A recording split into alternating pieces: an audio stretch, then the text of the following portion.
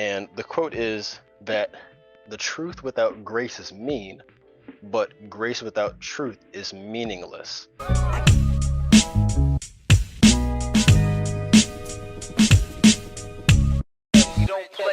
The question we have for today's episode is society becoming overly sensitive? Also, the guests for today's episode include community capacity builder and graduate student of sociology, Dominique Montgomery, and host of the Jeremiah Patterson Show, Jeremiah Patterson. All right, thank you, Jeremiah and Dominique, for joining the network as we break down this question. This question just came to me mainly through my observation of comments and I would see on social media. And I think this question is a big topic of discussion for this generation about whether or not society is becoming overly sensitive. And if so, if it's a direction we want society to lean towards. So, Dominique, you can go whenever you're ready.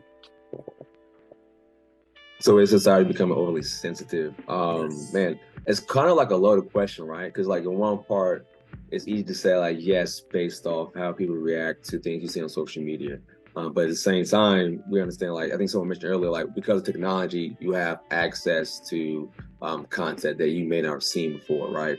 People are able to share, and people are comfortable sharing in ways that we're not overly accustomed to, right? People will say it's the most random hurtful comment, or how we define hurtful, in public on a public platform. And sometimes it's behind a handle that's not even there. It's a burner account, like Kevin Durant got burner accounts, right? They'll say crazy things just because they can, man. And so to me, it's not saying that society is being more, I don't think we're more sensitive. I just think we're not overly accustomed to the amount, or having like a window into people's actual thoughts. Like imagine if your partner had a inside like view of your thought during a situation or argument, and they asked to see what you were really thinking. And with social media, for example, you kind of have that, right? You can actually get to see what people are truly thinking, who they really are to a certain extent, like their deepest fears, their deepest desires, they can push on these platforms. So I don't think, like I said, we are a sensitive society. I just feel like we're not used to having this level of transparency. So it's unfamiliar territory, so people aren't as accustomed to handle it, to engage with it, to deal with the repercussions of it on both sides of the aisle, right? When you say something, there's a repercussion for that as well, as far as you seeing something as well. So to me, it's not a sensitivity issue, but it's just more of a customary thing. What are we used to? How do we feel about it so far? That's kind of where I am with that one, at least for now. Open to hear some feedback on it. Definitely from Jeremiah, from you guys, see how you guys think about it too. I like the point you made about the transparency, is because when we are exposed to things that we previously didn't know, it's impossible to prepare for that. And so that's what I think that is really going on, is because the consequences, because we've grown in parallel, and in many ways, technology has grown faster than we have. And so we're trying to adjust, adapt, and still live like beside technology for the most part. And so with that, we didn't have time to adjust in a timely fashion. So we're in a very reactive state. And so the consequences of having an individual be exposed to an algorithm, certain forms of media continually, the perpetuation of echo chambers per se, that was something that was unforeseen. I don't think there were any studies done on that particular effect back when they were what was the first social media site? Like there was one before Facebook. One before MySpace. Before MySpace. Before MySpace. Yes. And so there was no studies done into what potentially could happen when you do have silos of information, silos of ideas, silos of individuals. And I think this is extremely relevant because it appears as if Elon is going to do away with some of that, or he wants to do away with some of that, but we can touch on that later. But I think all the points you made were extremely valid, specifically highlighting the co-evolution, the codependent evolution of us as humans, and then our servant of technology. Yeah. But to your point, it's like trying to work through a thought live, right? Like kind of what we're doing right now. Like you stumble over your words, you're trying to like figure like, what am I really trying to say here? handling this live situation that we find ourselves in with far as technology and our emotional capacity, like it's happening in real time. So it's really hard to put a finger on, I don't want to say just what the issue is or how to solve it, but like, how do you really handle it and how do you go about your day to day without it becoming your life, right? Like overcoming, consuming you and push you down the wrong path. Like it's kind of crazy. Like you made a good point. I like that. I like that. Yeah. Jeremiah, where do you stand on the issue? I definitely would agree that there is like a major technical breakdown on how we got here, and just I guess people going on to social media or online or just in their daily lives being like careful of things that they could say that would like I guess like make someone feel uncomfortable or something. It's like it's a very vast difference as opposed to back then. But I also feel like as far as like a political point of view, there definitely is a heightened level of sensitivity that we definitely didn't see before. But it's also like, sensitivity and like censure with like just basic things like, banning certain parts of history that were taught for many, many generations growing up. So I feel like society in a sense is evolving. As both of you said, the transparency kind of hit very fast, especially with technology. So yeah. Josh, I do want to ask, so a lot of this was, you said, birth from what you've observed in the social media landscape. And so my follow-up question to you is, can we segregate the sensitivity that you see online from what we see in person? Yeah, of course, but I don't trust people to do that. No, maybe that wasn't the best way to put the question. Is the sensitivity that you're seeing only present online, or are you seeing it bleed over into the real world? I don't know. I don't really have as much interaction as far as like, I wouldn't say in the real world, because of course I talk to people, but I don't go out as much as like I would say most people. So I don't know. It's definitely possible. I don't think it's probably not as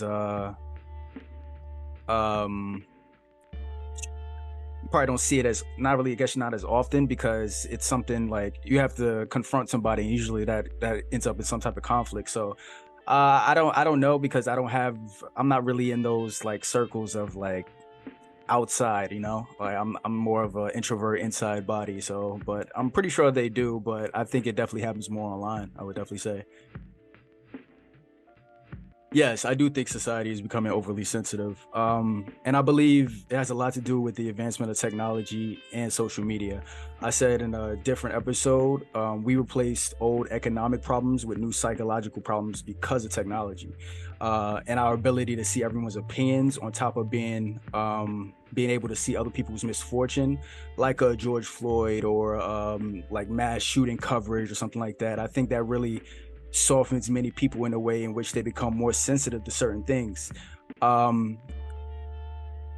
which is where really jokes come into, because many like comedians had to like change their material and stop what they was doing because of like so-called cancel culture. But here's where I actually defend like people that are deemed to be overly sensitive when it comes to jokes. First and foremost, I don't think you should like approach every joke like a comedian says with like serious intention, but I will say this jokes are based on like the messed up shit in our lives. It's verbal satire, and yeah, it's okay to laugh. Like, I mean, come on, Dave Chappelle, R. Kelly Piss on You song was fucking hilarious, but this nigga did actually like crazy shit. So it's okay to laugh, but at the end of the day, we should also be recognizing the toxicity and actually trying to correct that. But I think we place jokes as more of a reinforcement from all the bad shit instead of actual lesson. and reinforcing someone just means you're enabling that behavior, really. But I will also say this: I don't think it's on the responsibility of the comedian for the people to learn. Of course, if anything, them not learning is probably even more of a joke. But overall, yes, I do think society is becoming overly sensitive because of our ability to see other people's opinions and misfortune, which is why you have people like Kevin Durant being called soft for responding to fans on social media and having burner accounts. And I know Des tried to defend it in a previous episode, but I always felt that was really Kevin Durant trying to flex his own ego and trying to prove to everyone that he's right in a really kind of narcissistic way, because everyone isn't going to see things how you see them, even if it's the most logical way. So all you can really do is just be your authentic self. And I guess you could say the real will recognize that, really. But even if you want to go into like the further part of my next question, is it something we want society to actually lean towards? It really depends on who you ask. I think if overly sensitive means more aware, then yes, we should want society to lean towards it. But people also have to be informed properly in order for them to be truly aware, because I believe true awareness will give even a lesser man the willingness to change a situation he deems needs an improvement. And just as like a brief example, in the autobiography of Malcolm X, he talks about certain methods that are used to kill like drug addictions and habits. And one thing he said specifically was it was easier for a prisoner to quit smoking cigarettes once they become aware of how little the government cared about their health effects and more about like how the profit from taxes. So that true awareness of how you're being exploited from the system will cause some type of change. But I believe most people are truly misinformed purposely. But on the flip side, if overly sensitive means just being reactive and not being proactive, then no, it would only make society worse. When you say, please, Dominic. No, I was going to say, I mean, that's kind of where this kind of conversation has to start. Like, how are we going to define this term, right, of being overly sensitive? Is it because of a reaction to someone saying like something crazy about your mother? Or is it an attack on like the culture, black people, A, B, C, or D, or like some kind of stereotypical term or comment? Like, how do we define someone being sensitive? Because I work in a space where we try to actually build things like empathy in community members, in the youth, right? If you have more empathetic tendencies and tools, you can connect with your residents better. It makes quality of life, as research says, it makes the quality of life better, right? But in this world, in this concept of discussion, how are we deciding to define this word, this concept of being overly sensitive? That's a good point. I really want to see how we're going to do that. I think that'll help guide the conversation too, for sure. There's two prongs that I want to address, Josh. So I will respond to what you said. So first, with the comedy portion, you must ask yourself as a viewer of comedy. Well, let me backpedal first. So you said so-called cancel culture. That is indeed a very real thing, as we've discussed on a previous episode. You can check that out if you so choose to. If you're interested, I'll drop it here as well as in the show notes. But so on to the part about the comedy. So I asked myself, what is the purpose of it? And so satire is a very specific style of comedy. And so I think that's something that people should view and listen to, whatever style of comedy that it is, like the intention of it.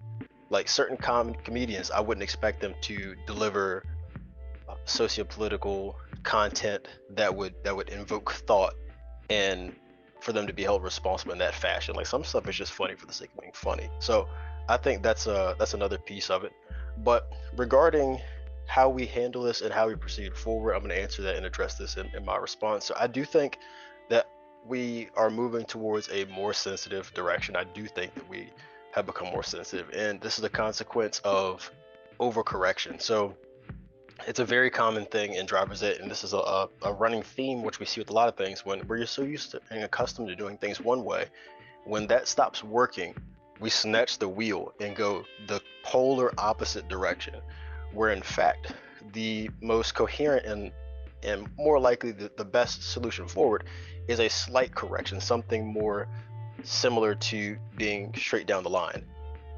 And so that's what we're currently seeing. And I think a lot of this has to do with the rise in mental health awareness, which is absolutely great. But I would say that one of the shortcomings of that is that people misinterpret this grossly and there's more focus on living your truth as opposed to living the truth. And so when it comes to sensitivity, there's a quote that I encountered last week, and I thought that this was beautiful.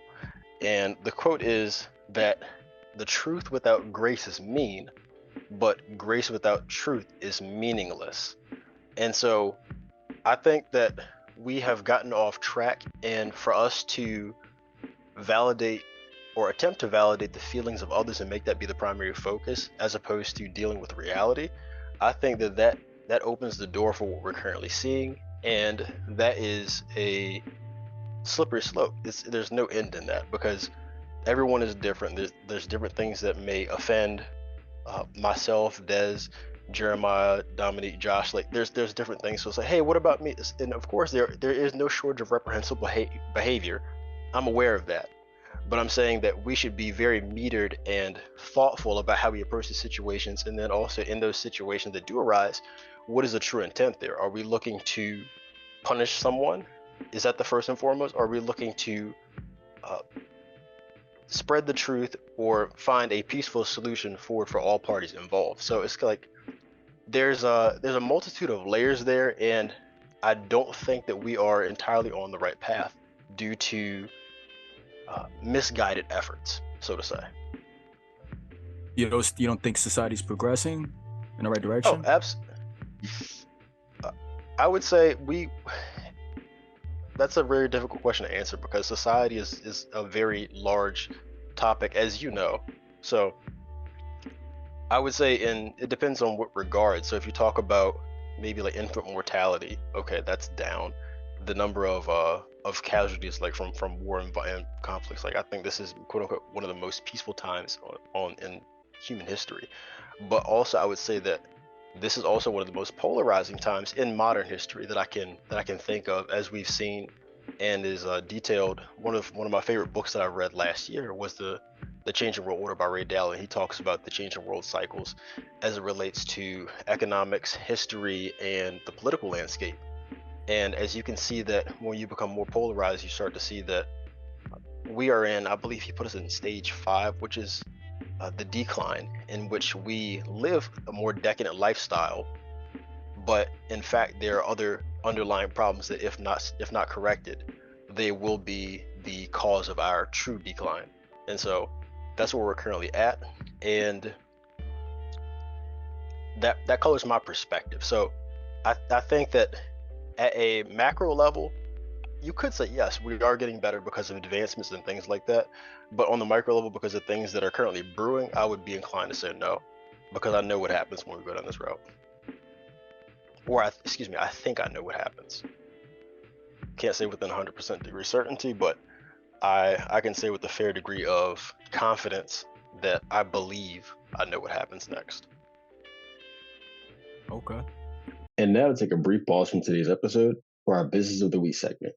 This week's Business of the Week is Happy Cafe, located in Virginia Beach, one of the best brunch spots in the 757. They have a plethora of delicious options for you to choose from their avocado toast and vegan sausage to their shrimp mac and cheese. My personal favorite is acai bowl.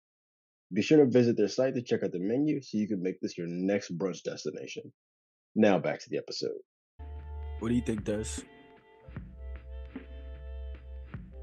I think it's definitely a loaded question, but I don't think there is a definitive answer. Like I definitely take pointers from everything that's been said thus far, but on the flip side, we have to look at how desensitized we've come to certain things. Like if we think about in the past 15 years, we've watched, a terrorist organization behead someone live, like something that you could literally Google and watch it live. I mean, we've seen numerous, I guess you could say pointless killing of black men, black women.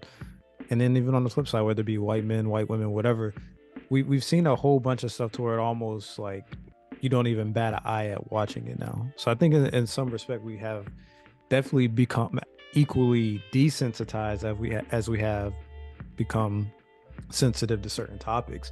But I really think it goes perfectly into what Brian said. Like if we wanted to say why why society is becoming sensitive, I think it has to do with the stability and of the infrastructure based on, you know, our meritocracy. Like within the past, we'll say coming up on 9 years now. I mean, even if we want to go back to 2008, we've just seen with the election of Obama, we've seen a position be verbally assaulted like none other. Like the highest position in all of the free world, the man sitting in that position was ridiculed, not just off of not on his merit of being able to lead, but on the color of his skin or of his background or things of that nature. What's constitutional, what's unconstitutional, just based on the color of his skin. Because mind you, Obama, whether you like the guy or not, I mean, he was a constitutional law professor at the University of University of Chicago's law school. So he has, you know, ample knowledge of what's, you know, constitutional and what's unconstitutional. And then when we just progress into, you know, what was Donald Trump's reign as president, and then we look at what Biden is, there is no like solid, how can I say, there's no comfort in that. Like literally the highest level of American society is almost looking like the most unstable position in America's government.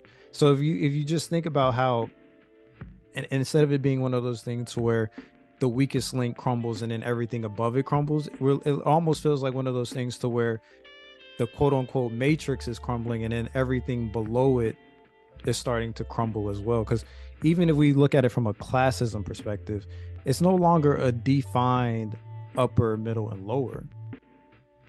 The middle has really blended with the lower, and the upper has gradually, you know, distanced itself from the middle. So now we have this blending of people, because let's be honest, as a democracy, and especially within, you know, a capitalist structure, it's based on classism. And so as all these lines begin to blur, and as all these people get to merge with people maybe 30, 40, 50 years ago that they would not have been able to merge with just based on the access to people, you're now giving people that maybe, you know, are, you know, going to college for the first time, being exposed to new thoughts that, you know, no one in their bloodline had the potential to be privy to a couple you know, generations ago. And then if we factor in technology, you're giving those same people that, you know, have no college education or maybe, you know, high school dropouts, whatever, everyone can get technology now. It's no longer this, you know, impossible thing to achieve. It's very much possible. Even if you got a damn track phone, you can still get access to the World Wide Web. So it's becoming one of those things to where like, and I think one of you said it earlier, that technology has outpaced us. And I think we're seeing all of that at once, because now everyone is empowered. And I would say more that people are more empowered now than they are sensitive, because you're giving every Bob, Jerry, Samantha, Rebecca access to this. Let's be honest, it's a tool just as much as it is a weapon. You're giving them access to this with no training. They have no critical thinking. They don't have the ability to use deductive reasoning. And then so if they're reading all this information, they're going to take it at face value and they're going to react as such. So I really do think that it's a 50-50 thing. Like we see things today that, you know, you would have had to search pages and pages of YouTube to find back in like 2005, 2006 when YouTube first came out.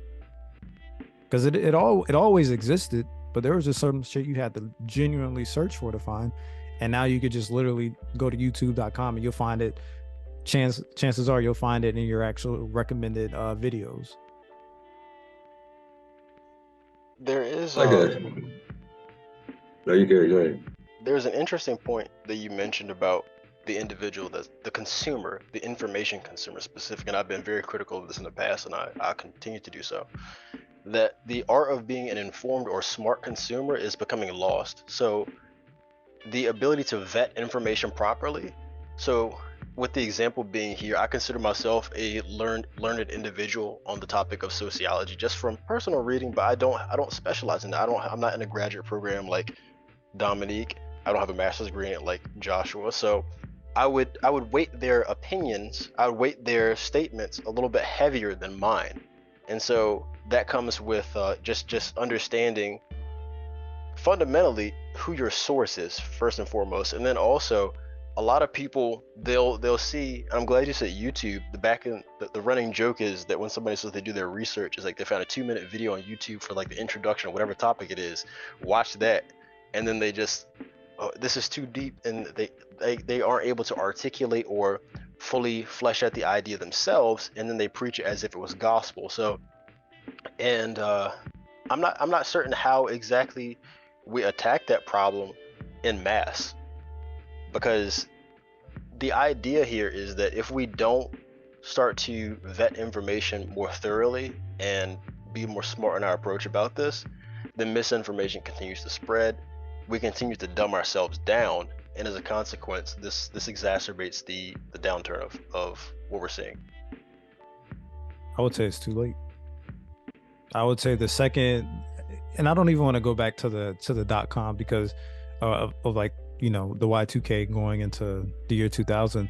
Like, technology at that time was still pretty expensive, but I feel like once you open up that can of worms to where, you know, the highest lawyer on the totem pole, and then, you know, no disrespect to the janitor, but the janitor can have the same piece of technology right here.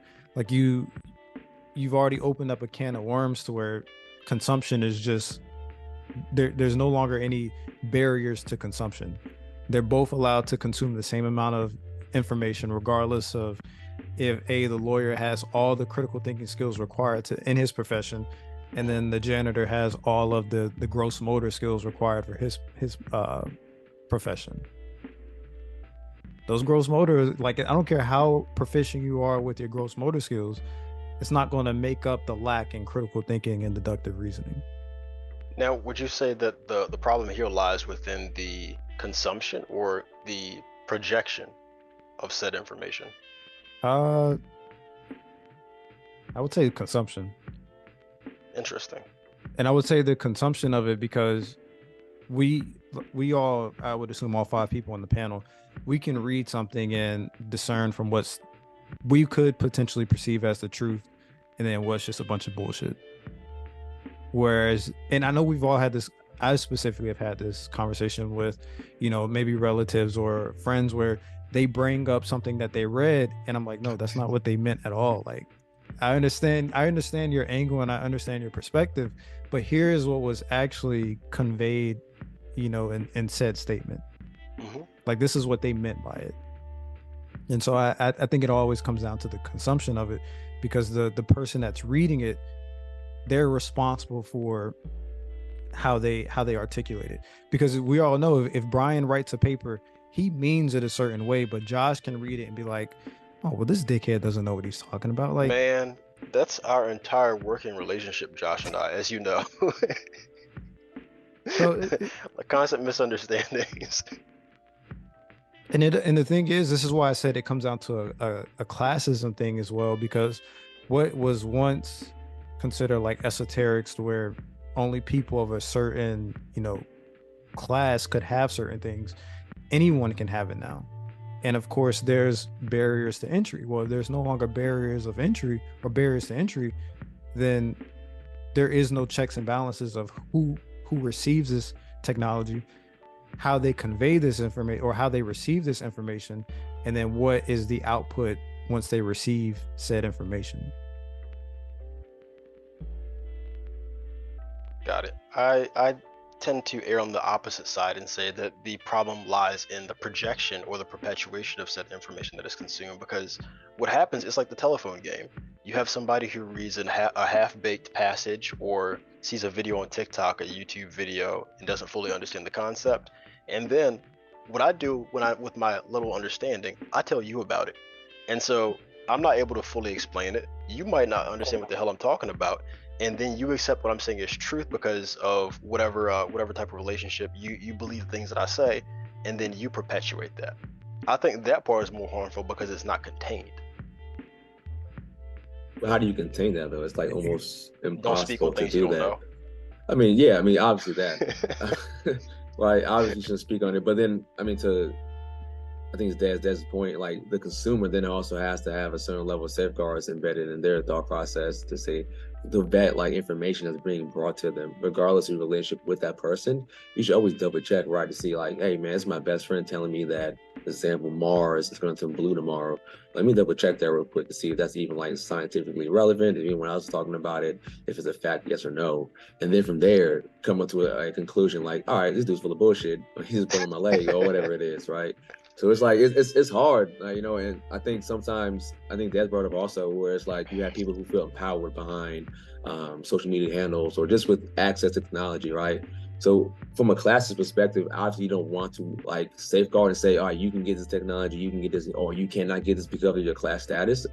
But you really you go a little deeper, figure out why do they need to feel empowered, like because it's a false sense of empowerment, right? Obviously, for a lot of people, right? They feel like they have to do this to make themselves feel better about whatever circumstance they find going on in their life. So we have to, as a society, though, figure out or determine a way to go a little deeper to identify those root issues, those insecurities, address them at a more holistic, like grassroots level, and then hopefully from that change, you know, theoretically, maybe we can see a better outcome in how people handle information that's brought to them. Like maybe they're not feel the need to go out and make a fake handle or just make a comment unnecessarily on someone's picture, calling them whatever it is or calling out what they feel needs to be called out. Maybe instead they say, I'm gonna keep my thoughts to myself. Like that little thing right there changed a lot about this idea or speaks on this idea of feeling sensitive about what you see and what you consume. Right? If you just keep your thoughts to yourself, if you can better handle those emotions, those feelings,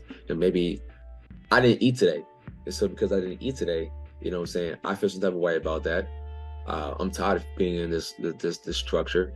Let me go out and make myself feel better about my circumstances by, you know, being a bully online. And that's unfortunate reality for some people, not everybody, of course. Some people just levels of ignorance range.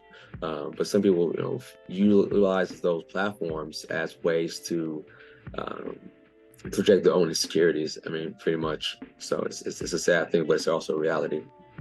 You know, I actually appreciate your perspective a lot. And I think that you've won me over to Dez's original point with the point that you made about there has to be an additional form of filtration by the consumer, because otherwise the projection point, the point that you have the ability to stop it, is a non-factor. They don't have that. And so I do think that that probably is the more problematic of the two, or at least the more primary in terms of what needs to be addressed. Jeremiah, probably also the hardest one to address too, you know. Oh, absolutely. Jeremiah, you've been in the wings for a minute. I'm curious what your thoughts are here. I feel like on the topic as far as like society being too sensitive, I definitely feel like that has something extremely very much to do with the polarization of just like society and different countries as a whole. With polarization, of course, comes isolation and people being like conformed to more so like their own ideas and like philosophies or like what they grew up hearing in their own inner circles. And history is here to tell us that, of course, you know, things like this have happened before in terms of like polarization, but it's definitely become more extreme. And I feel like it's been elevated because of technology and people being able to like write things online and people not really fact checking. Because I feel like there's like a disinterest in fact checking now because you can just see the information. And so it's easier to just, I guess, believe it or see it and read it and keep scrolling than to like take 5 seconds to go fact check on Google. Yeah. I do think that, so with regard to fact checking, there's a number of pieces that I want to address. So first and foremost, I do like the Twitter, what is it, the community comments, what is it called? Community notes, I think it is. Yeah, thank you, community notes, where it's like sometimes somebody says something that's blatantly incorrect. They'll find a video from like 6 years ago and try to say that it happened today when this one incident, and somebody's like, yep, this didn't happen. I love that. that is amazing. That is one of the few things I think Elon did very well with the platform, and that is counter to what he wants to do. He wants to eliminate blocking. So that has a lot to do with the siloing, because pretty much you can curate your own ecosystem, and I think for better and worse.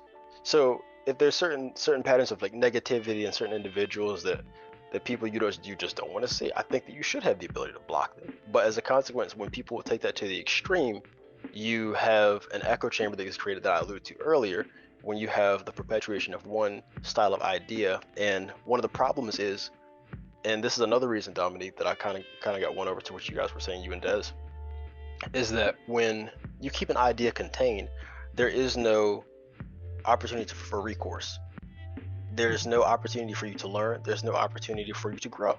Because if I have an idea that is incorrect about something, I shouldn't preach it at gospel, but I think that what you should be able to do, you should be able to have intelligent discussions like we're having here with individuals who may be more informed, who can teach you or expose you to different ideas in a cordial and civil fashion. I think that's our most powerful tool, aside from the truth, as I said earlier, is the ability to expose ourselves to these ideas and have civil discourse.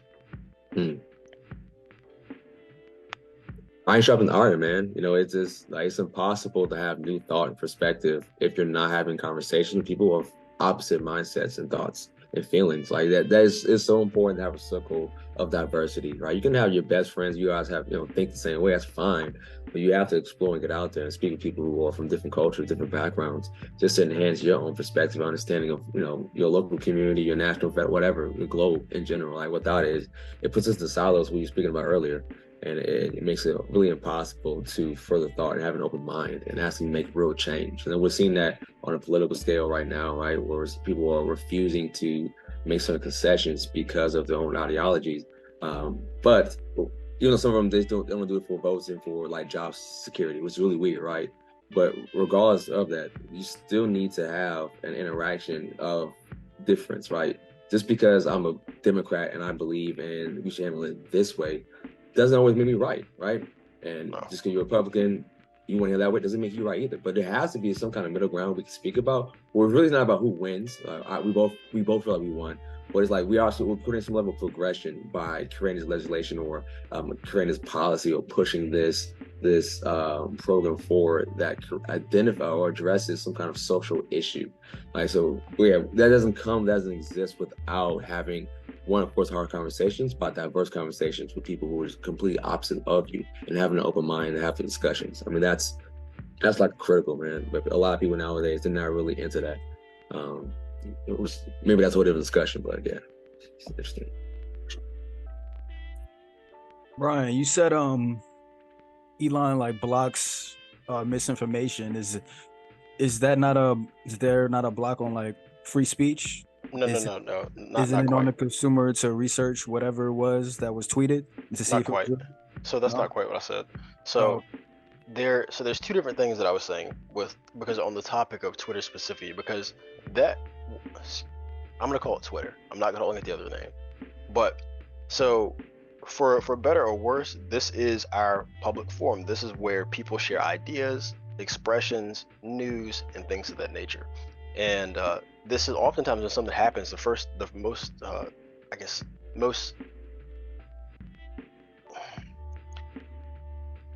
at a loss because I don't want to say something contradictory here. But oftentimes when something happens, I check that first to see what's trending and the news as it comes in live, even though I know that, okay, it's a developing story. I do understand that and I filter through that lens, but I am aware of that. So Twitter, there are two parts to it. So the first and foremost part was the community notice that I mentioned. So it allows users to correct other users when they say something that is completely fictitious.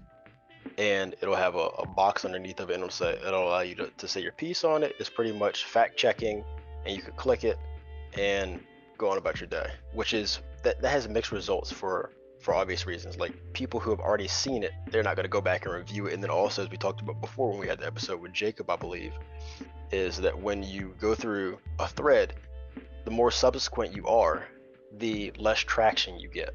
So you've already spread your misinformation, and then somebody fact checks it like the next day. Okay, well, that's like cleaning up an oil spill after it happens. The best time to clean it up is before it happens, or when it first occurs. And so the second part to the Twitter part was I was saying that he made a tweet on yesterday in which he proposed his next feature F up in which he wants to implement is for him to remove the ability for you to block users. And so your question for me, I'm assuming, is does you having the ability to block users impede on someone's free speech? As far as, okay, so it's not Twitter, it's people blocking the users themselves. Yeah, like if I Okay. didn't want to, if I kept seeing you and I don't want to hear what you have to say, I can block you. I mean, that's just how it's always worked. Oh no, yeah, that's how it's always been. But I thought you was more referring to Twitter, like removing the tweet or just like blocking the actual individual. Nah, I mean, well, that's also been a thing too, because you can report people. People can be reported. We've talked about this in the past too. Shadow banning, in terms with the YouTube algorithm, we know about that. That's something that we care passionately about, because we have to interact with these algorithms in order to continue to disseminate our message, because that is one of our primal platforms that we use. But that definitely is a thing, and so that's also a discussion that isn't new either, with the concept of how do you balance maintaining some sort of a semblance of a civil order on a platform, and then also allowing your users to have free expression without restricting them too much. And then even if you think about it, it's kind of it's the Wild West, because there was no real foundation laid forth. But even with our most generic free speech, in real life there are limitations. Free speech is not totally free.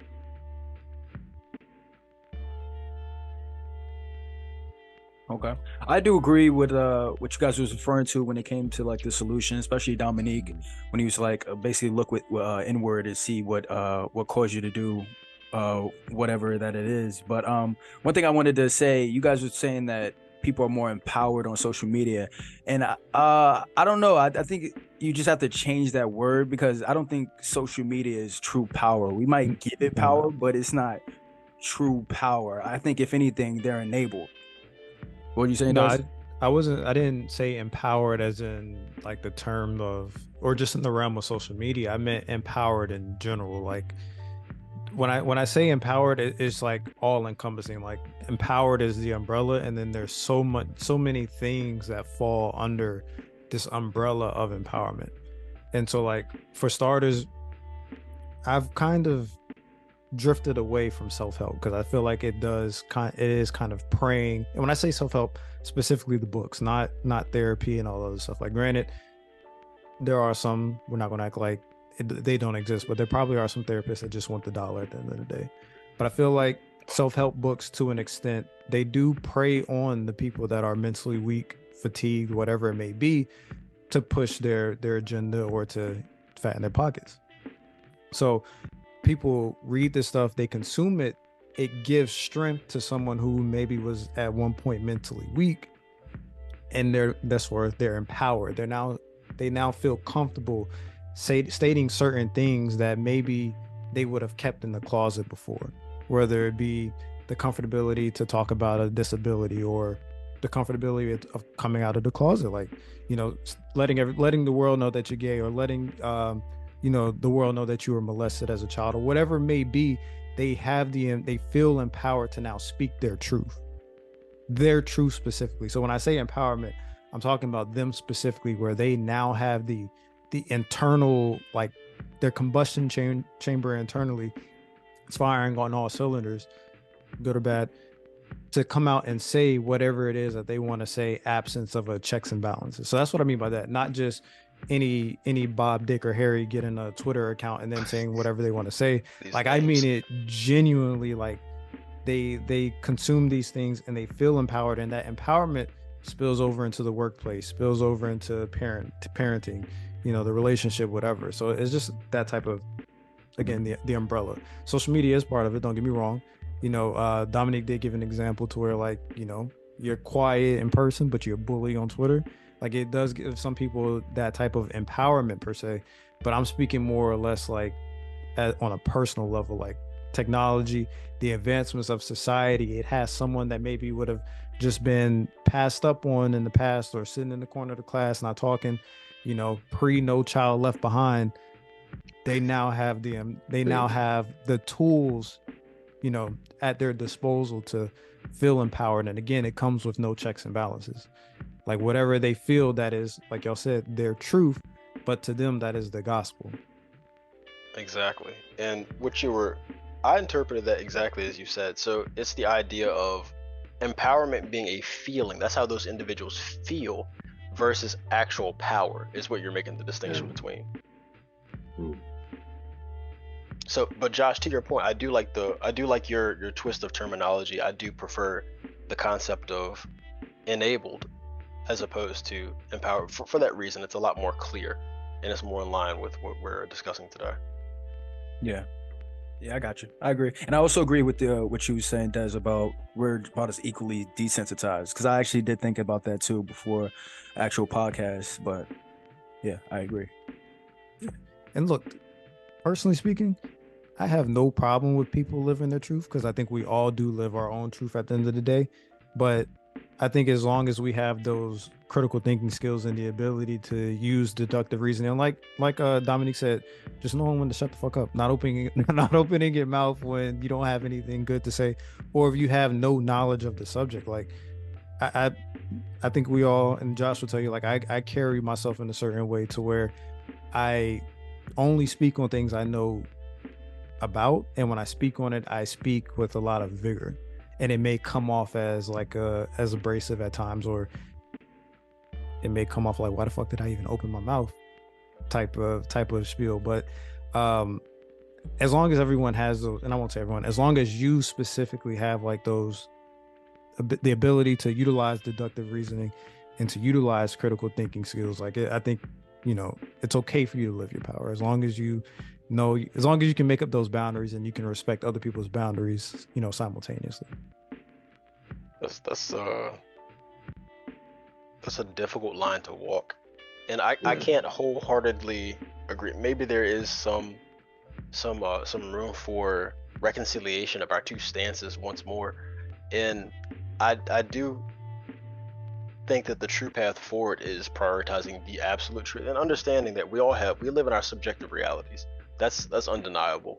And so my problem is when there is facts, when the truth is presented to us and we choose to live in whatever our truth is that contradicts the truth. And so understanding that the truth is absolute and it's an abstract idea, it's something that we are working towards, that we're striving towards, but we have the arrogance. And I say we because at times I feel like I'm included. We're all people. We all exhibit the same capacity, but to live in that as opposed to striving to be what the truth is. Like it's something for you to work towards, even though it might not be attained. Here's why I say we'll never be on the same playing field. I feel like whether we acknowledge it or not, and I by no means am religious, but I think that as we strayed away from religious teachings, whether it be for better or for worse, everyone's truth looks like whatever their belief is in. So if you believe in universe, omnia divia, everything is divina, everything is divine. Or if you believe in Jesus Christ, or if you're Jewish, or if you're Muslim, to Muhammad, or if you're Hindi or things like that, like everyone is not Hindi. Hindi is is it Hindi? Yeah, I think it is Hindi. Everyone is part of their own sect, and then they break off from their sect. So now you have fragmented, I guess you could say, followings of those sects, and then people build off of that.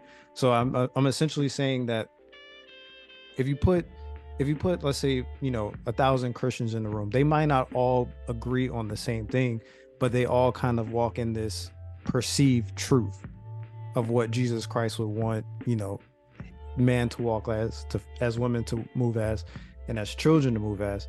And then you have the Quran. There are 1,000 Muslims. They all have this perceived truth of what the Quran would want man, woman, and child to walk as. And then if you look at whether it be your Catholics or your Jewish or whatever it may be, they all have this perceived truth of what man, child, and woman should walk as. And then as we feel empowered and as we stray away from those teachings, whatever it may be, we develop our own truths. Well, if what I'm reading empowers me and I feel like this is my truth, whatever you're reading isn't going to mean shit to me. Like I know Jesus is a or I know that the all divine being is a bluefin tuna, and I'm gonna pray to that. Whereas you may know that, Jesus Christ is the Almighty, Jesus Christ is in everyone. You have the ability to, have heaven or hell on earth, however you live your life. Or if Quran, it's, Muhammad, like they all have these different beliefs, and there's truths within those beliefs. And then there's me praying to my bluefin tuna. Well, guess what? I'm going to create an offspring that is going to pray to that same bluefin tuna, or they're going to choose to pray to the great white shark. And then guess what? A new subset of beliefs and truth, grow from that. So I think we'll never truly get to the same. And mind you, if we look at history, like Jeremiah was saying, like up until probably the 1800s, it was religious war after religious war. Like that was if we think about Africa, like when Africa was what it was, there was what is it, the Shiites and the Sunnis. Like there's religious wars in Africa just based off of what sect of Islam you represented it. Like it's always been a thing. So to say that there's going to be this like one truth that we can all agree upon, I think it sounds better than the true application of it, because then it requires literally 7 billion people on this planet Earth to all have at least one unified belief. And whether that be, your spiritual belief or whether it be your religious belief, it's just not going to happen. Because everyone sees and everyone prays, to their deity, whatever that deity may be, and they get their, their sense of self, their truth from that, whether you like it or not.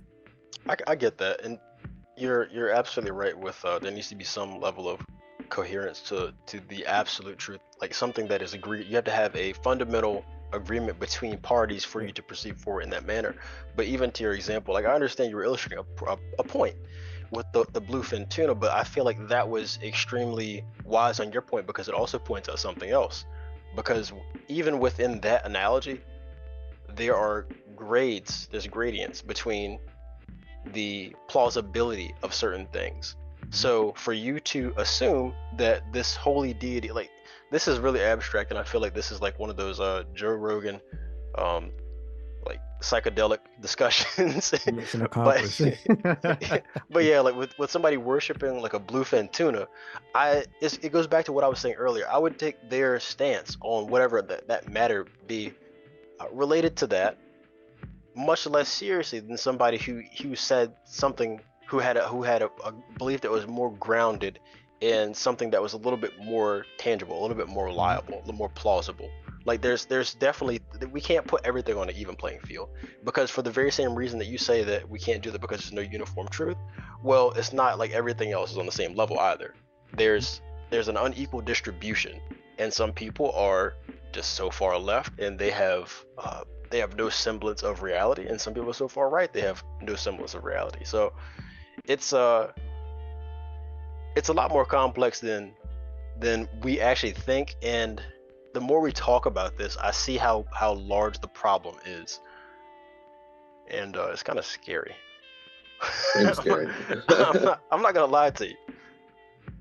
Yeah, like even because there is no one truth, and like to Dad's point, there never will be a one truth. But I know for me, no matter what your religious background is, like there usually has to be some kind of thing we can agree on, right, for the betterment of an individual or a betterment of humanity, right? Like regardless of how you believe or how you pray, obviously we all have different morals, but you can't tell me there aren't certain morals that overlap, right? Like I am not an anomaly as an individual in my thought process. So if I, a man who practices maybe one specific religion, can find a consensus or put certain thoughts I have to decide, hey, I don't believe in doing that, but hey, if it helps you with your life, it helps you support yourself better, so be it. If I can do that, then you can't tell me other people can't do it, or hundreds of thousands or million people can't do that same thing or have that same mindset and apply that in practical ways. But I think to Brian's point, it's like it's really scary because there's so many wars like going on at the same time. It's not just religious wars, but you have like ethical and moral wars going on within like the confines of the United States. Right? How do you address these problems in a practical way? I have no idea. No idea. Researchers they'll come with 20 different options, but the reality is like, how do you apply them and how do you implement them? It's I don't want to say it's impossible, right? But it to a certain extent, it kind of is. the best approach sometimes is just building one community at a time, like addressing one specific community, pouring into that community, and hoping that, you know, through the blueprint method, the footprint method, like as I help you out, you go on and help someone else, and so on and so forth. And, you know, a generation down the line, we're all a lot better, right? But that takes so long. And of course, in our society, we focus on instant gratitude, so it's really hard to even get that or come to a point where we can agree to work on this thing that may have implications down the road for generations, right? Our great grandkids will be better off. That's not good enough for a lot of people. So they want to see it. I need the votes today. So I got to make sure we get this done and implemented tomorrow. So as long as we have that mindset, though, it's going to be really hard for us to see any really effective, impactful change in our day-to-day lives. So it's kind of crazy, and it's extremely scary and concerning. We are approaching the home stretch, and I want to be respectful of our guest's time. Is there any other points that we'd like to address on today's topic before Josh, you close us out? I would say on the point of desensitization, that's definitely a big factor in how we view things now in the world.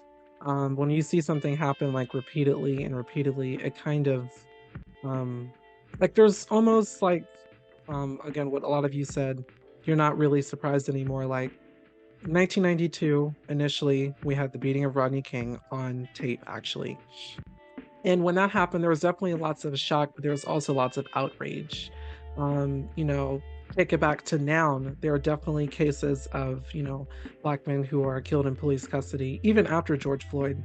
That's not necessarily nationalized because we don't feel, I guess there's a less, I don't want to say interest.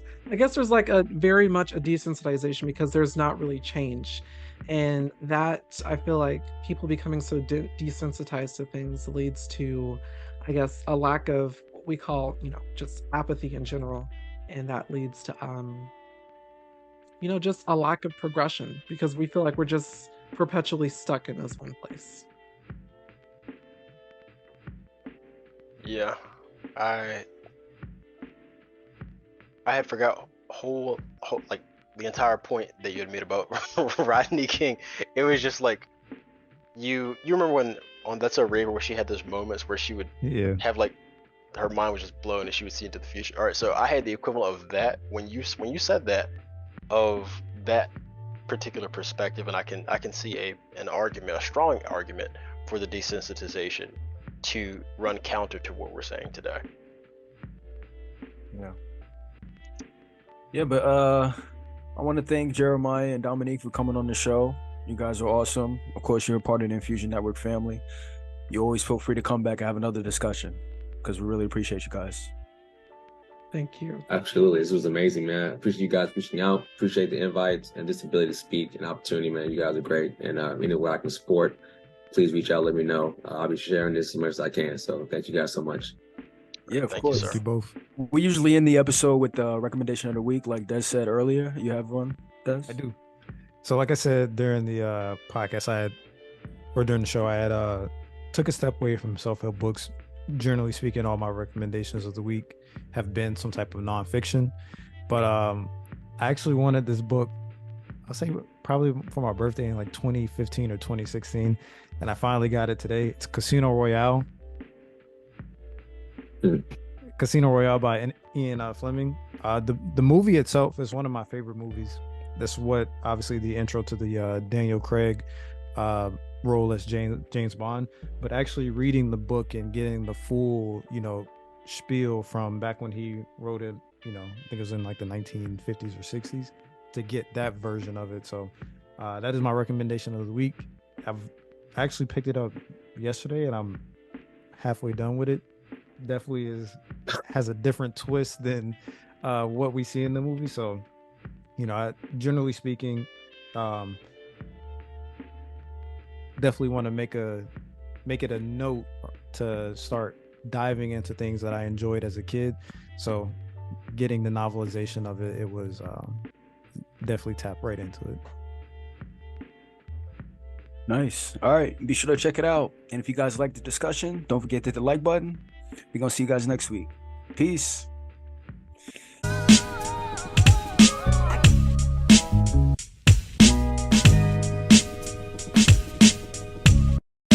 play, don't play.